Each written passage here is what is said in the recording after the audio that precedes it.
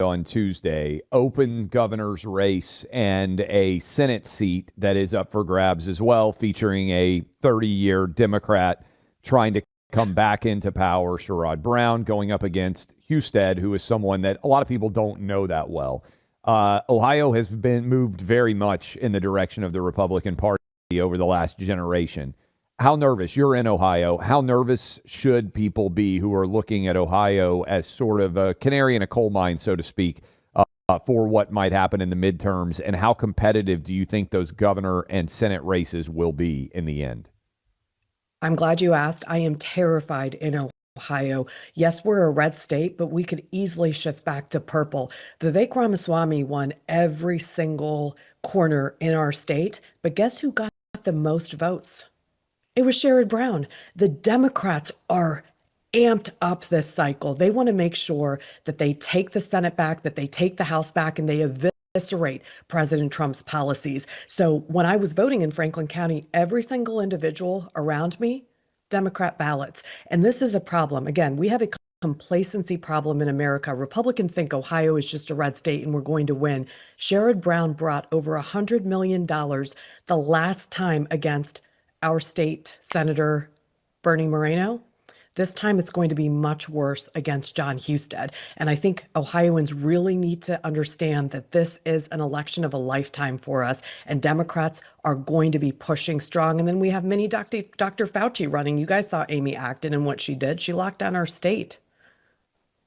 Yeah, she was like a little Fauci disciple, which is very disappointing. Hopefully, she's not going to lock it down in the future for some kind of a hantavirus outbreak.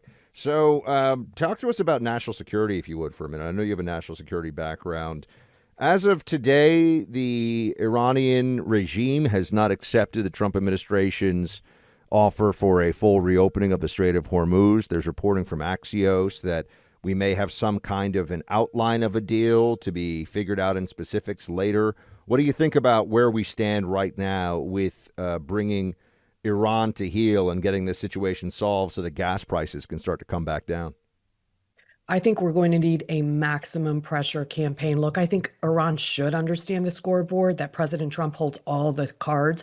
We have control of the Strait of Hormuz, which is 90% of the oil supply. But Iran really doesn't have their act together. There's so many different factions that are trying to negotiate. And when you have death to America as your bottom line, they're going to continue to stall. But the problem today is for Americans to realize is we have to start pushing for all of our Gulf states. We have Saudi Arabia and Kuwait that's actually opened up the airbase. All of the other Gulf states need to get on board. And then China, Japan, India. The fact that India is sitting on the fence when they need oil just as much as some of these other countries. But I think President Trump has put a lot of pressure, and this is not going to end well for Iran. I don't think that they're going to negotiate in good faith. I don't see this MOU really happening. I think they're stalling, and they're hoping that at some point when Trump is gone, a new president comes in and they can continue to build nukes and continue to work on their death to America strategy. So I'm hoping that President Trump just uses the nuclear option, because that's what's needed today. Take out their electric grid. Let's look at the Strait of Hormuz in terms of putting a plan in place where other countries start to shepherd and to own that area. And then we also need to look at Karg Island.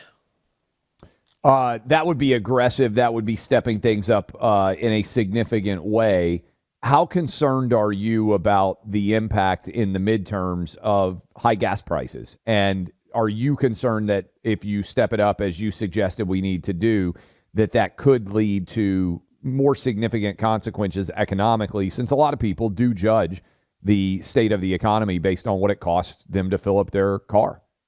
Well, Clay, you posted yesterday on X that gas prices are lower today than they were a year ago. And if you look at the Obama administration, I mean, we are on par, if not doing better. President Trump was able to turn around a 40-year inflation within months after Joe Biden got the heck out of office. So I know that we have an American energy independence here, and we need to start getting creative about gas prices, because you're right. Most Americans don't think about what was happening under Biden or even Obama, but those are the facts. So I think where we need to be is not only accelerating what we're doing in Iran instead of continuing to give them a grace period, but also figure out what else we can do in terms of energy independence drilling right here in America.